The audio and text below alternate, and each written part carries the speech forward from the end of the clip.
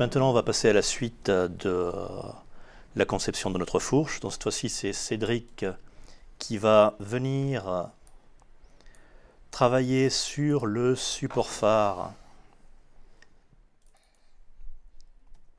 de notre pièce, de notre assemblage.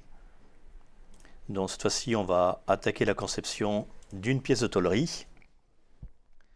Donc Cédric, cette fois-ci, va se connecter directement à la 3D Experience, mais sans passer par le navigateur web, mais par l'interface CATIA. Donc il va simplement ouvrir son raccourci CATIA sur le bureau, se connecter, venir chercher par les outils de recherche la pièce sur laquelle il veut travailler. C'est le support de fixation du phare. C'est une patte de fixation. Donc là, il a les différentes recherches avec le mot patte. Il va venir ouvrir ce fichier-là. Donc la conception avait déjà été démarrée, donc on va retrouver les esquisses de base et les éléments permettant de travailler. Voilà, donc on va choisir tout de suite le bon atelier, c'est-à-dire que comme c'est une pièce de tôlerie, on va venir chercher l'atelier sheet metal.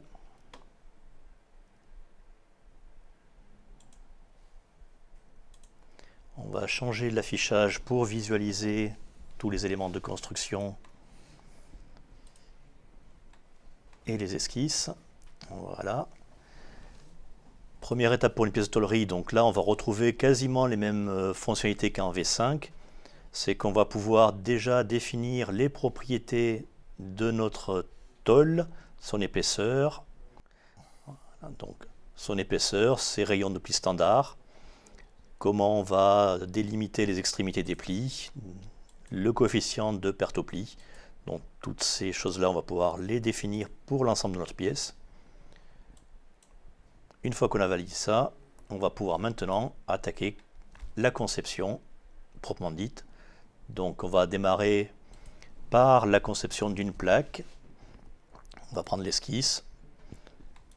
Automatiquement, il a repéré la bonne épaisseur, donc on n'a plus qu'à valider la création de cette plaque. On va pouvoir maintenant continuer en définissant une nouvelle esquisse. Voilà, on va s'appuyer sur la géométrie qui existe déjà.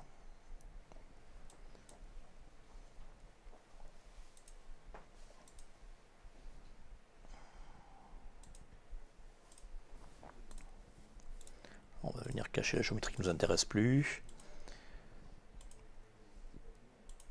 Créer des éléments pour limiter le bord roulé qu'on veut faire. Donc on voit qu'on a un menu immersif qui nous permet rapidement, en sélectionnant les éléments, de pouvoir avoir accès aux options principales,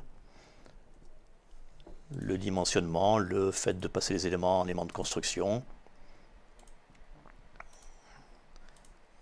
Voilà. On va maintenant relimiter notre courbe pour garder que la partie qui nous intéresse.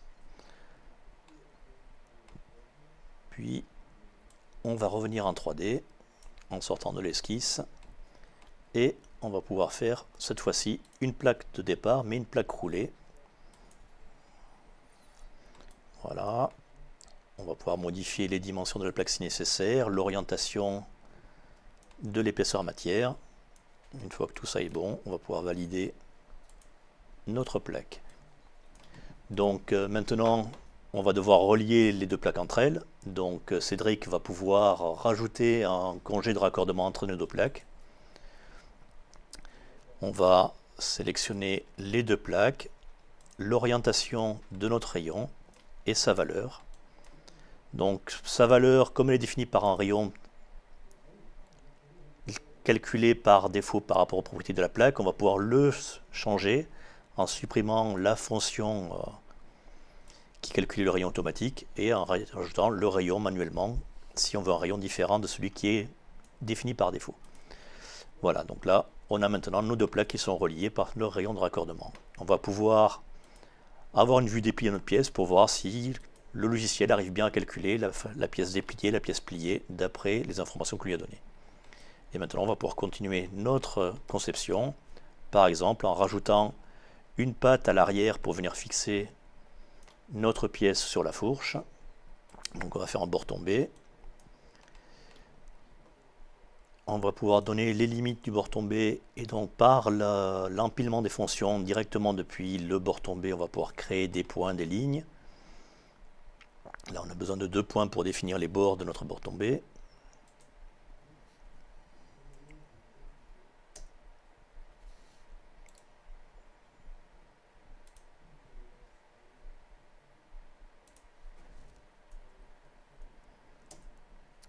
Voilà. Les limites de notre bord tombé sont définies. On va maintenant pouvoir donner la courbe d'appui du bord tombé,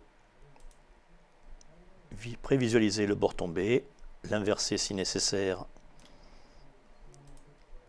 et il n'y a plus qu'à valider, et il va rajouter ce bord tombé avec le reste de la pièce.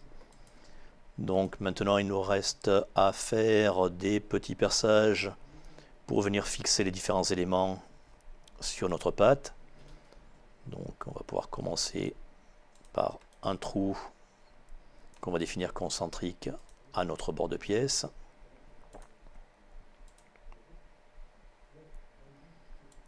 Voilà, sur ce trou là on va pouvoir rajouter un petit embouti circulaire pour rigidifier cette zone.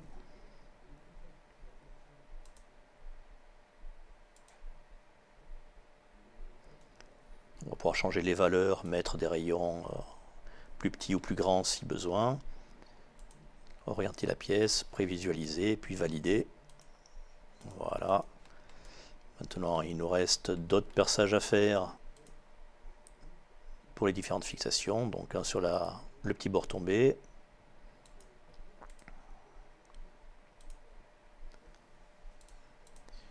Puis 2 autres trous. Donc où on avait déjà prépositionné les points de perçage. On va pouvoir faire le deuxième point pour aller plus vite par symétrie.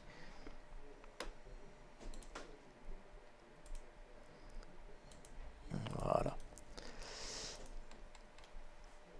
Maintenant, il nous reste à faire un petit évidement rectangulaire sur notre partie cylindrique. Donc, on va recréer une nouvelle esquisse pour définir la forme de notre évidement. Voilà. On va pouvoir rapidement rajouter des congés à notre forme rectangulaire et donner les valeurs de ces congés. Voilà.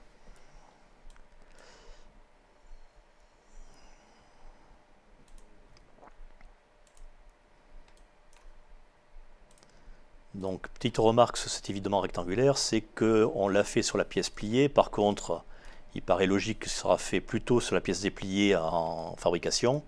Et vous voyez bien que de lui-même, Katia a bien compris que le poinçonnage était fait à plat et que sur la pièce en visualisation 3D, on a bien les bords qui sont normaux à notre cylindre et donc qui sont bien faits avant pliage. Il nous reste maintenant à finir notre pièce en rajoutant un petit renfort pour rigidifier un petit peu notre pièce. Donc on va venir faire une petite frappe supplémentaire. Donc on va pareil s'appuyer sur un point qu'on avait déjà créé à l'avance.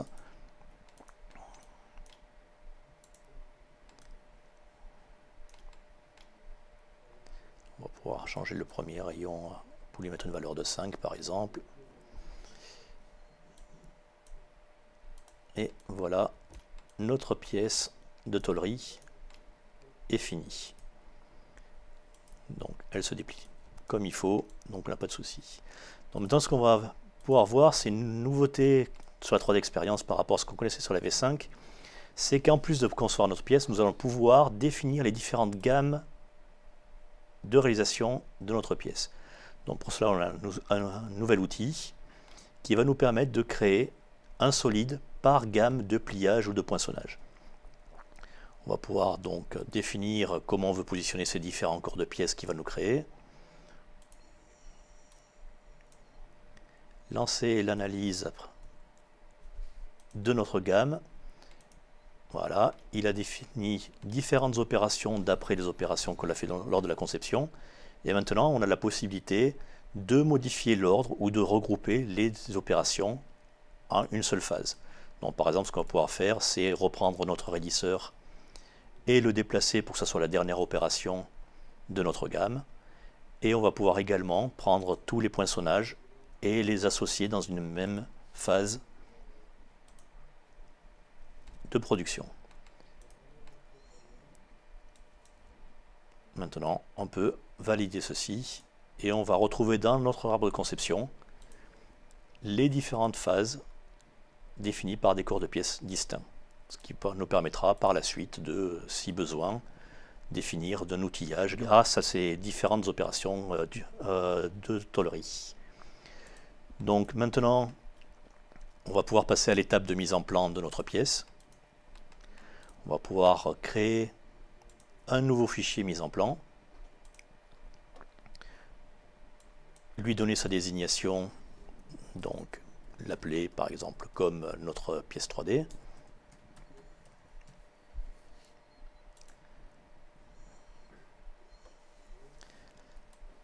Donc là, on va retrouver pareil un petit peu les mêmes fonctionnalités qu'on avait en V5. On va pouvoir faire de la mise en plan avec le fait de voir ou pas voir le quadrillage sur le 2D.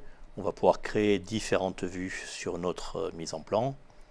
On va pouvoir déjà créer une vue de face de notre pièce finie.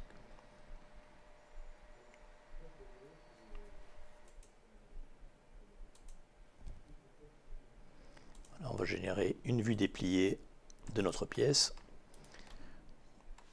Voilà. Donc comme tout à l'heure on a pu créer notre gamme de tôlerie, on va pouvoir maintenant mettre en plan cette gamme de tôlerie.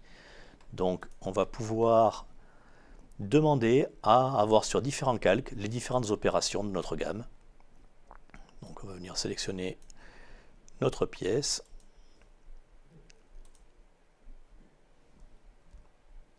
Et il va nous générer un calque par opération de pliage ou de poinçonnage.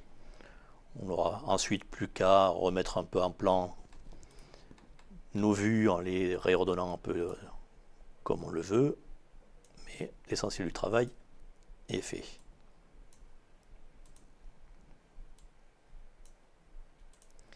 Voilà. Donc pour finir, on peut revenir sur le premier calque et rajouter notre cadre, notre cartouche.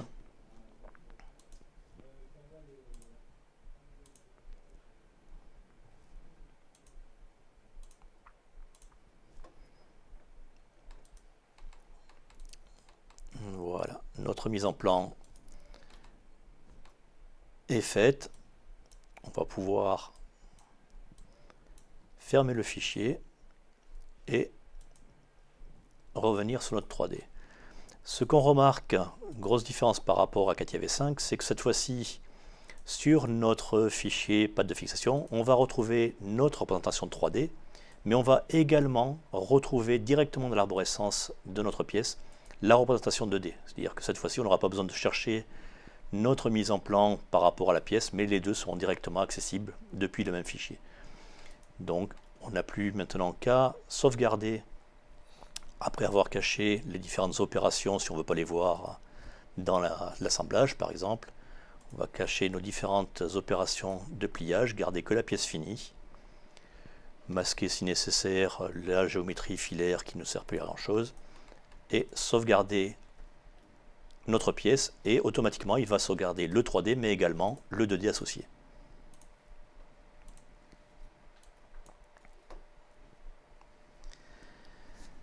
Donc comme on est sur un espace collaboratif, ce qu'on va pouvoir remarquer, c'est que de mon côté, moi j'ai mon ensemble fourche qui est ouvert.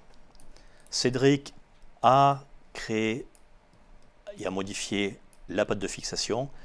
De mon côté, je vais pouvoir faire une mise à jour de mon assemblage directement pour voir quelles sont les pièces qui ont été modifiées et est-ce qu'il y a des pièces à mettre à jour. Donc, je lance une analyse de mon assemblage.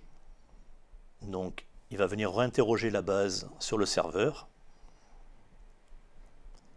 Et il me dit qu'il y a des objets à actualiser. Je le valide. Voilà, et je récupère la patte de fixation de Cédric en position dans mon assemblage.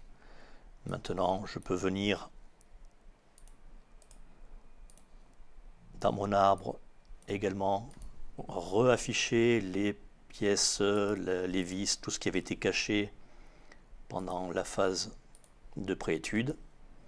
Et maintenant, j'ai mon clignotant avec sa patte de fixation et également la symétrie qui avait déjà été préparée de l'autre côté.